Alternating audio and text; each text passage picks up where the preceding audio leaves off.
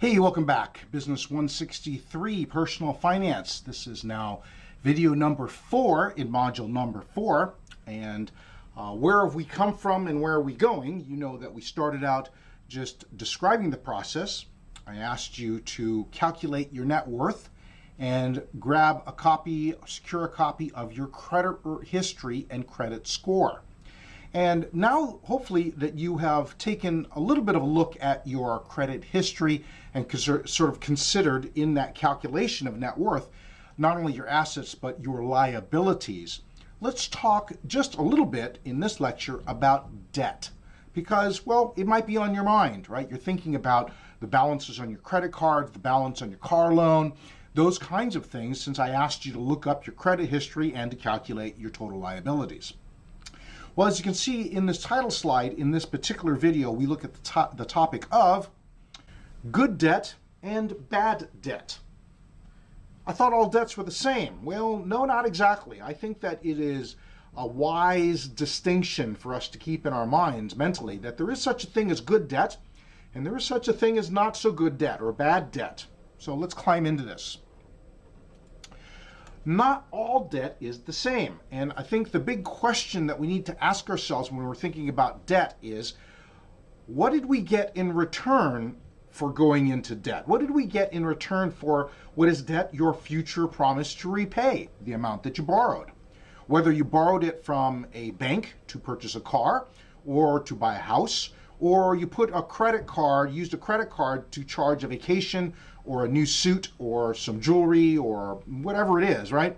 What did you get in return for your future promise to repay this debt? And here are some examples you can see on the slide.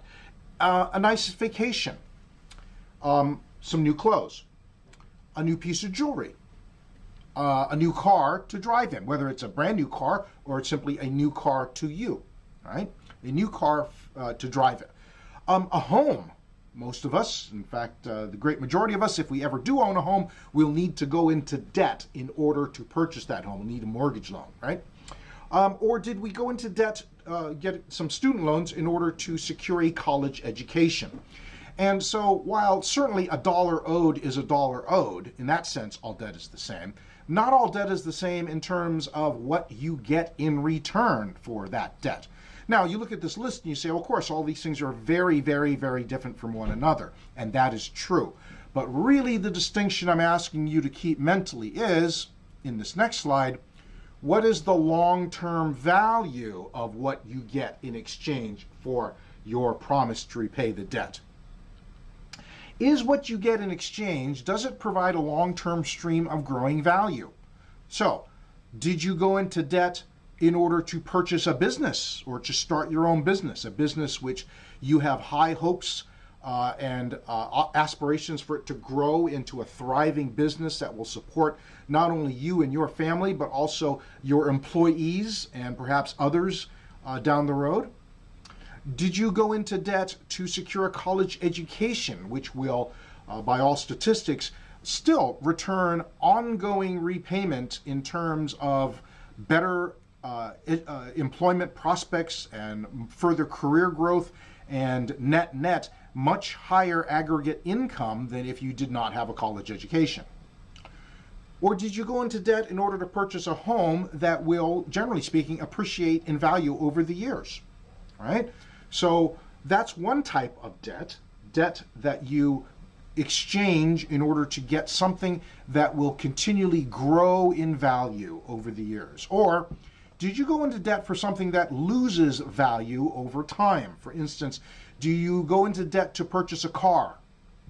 You know that cars depreciate in value the moment the 4 tires drives over the threshold of the driveway of the car dealership. As soon as it hits the actual street, it has lost value and continues to lose value over time, right? Or did you go into debt to purchase a new outfit, some new clothes, which if you were to try to sell them on the open market, you'd get pennies on the dollar, if that, in trying to sell what is now used clothing, right? Or did you go into debt to experience a really nice vacation, which, quite frankly, no matter what kinds of nice memories it provides you, it provides very little or no financial value over time as soon as the vacation is over. As you may be already guessing, I'm beginning to create this distinction between future value, whether it's growing or declining, and of course that becomes our distinction when I say there is such a thing as good debt and bad debt. Good debt can be defined as the debt you give up for things that will eventually grow in value, like a thriving business, a college education, real estate that appreciates over time.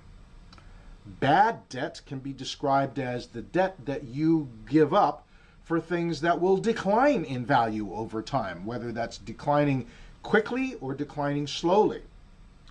Now, I also understand that you may say, you know what, no matter what you say about it being bad debt, it was worth taking that vacation for my mental health, for my family's mental health. It was just absolutely necessary. And I understand that, right? This is part of what I mean, that not all of the most important things in life can be measured in terms of money. That's very true.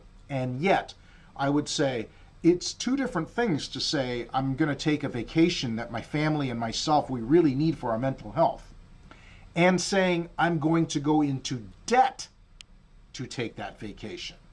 Those are two separate things, right? And therefore, as we eventually get to the module on borrowing, loans, and debt, we'll have a little more to say about that. But what I want you to do for the sake of this exercise of measuring your financial health, as you can see in this next slide, is to calculate two numbers.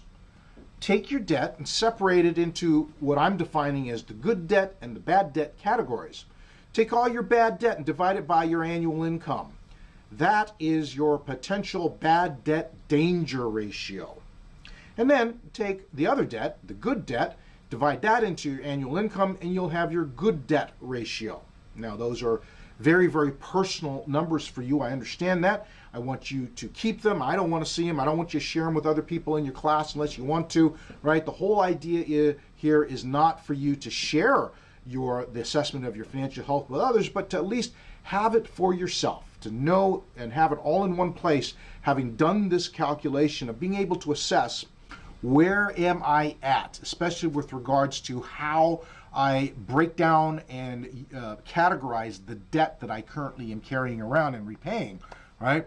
How much of it can be described as maybe declining value or bad debt, and how much of it could be characterized as appreciating value or good debt?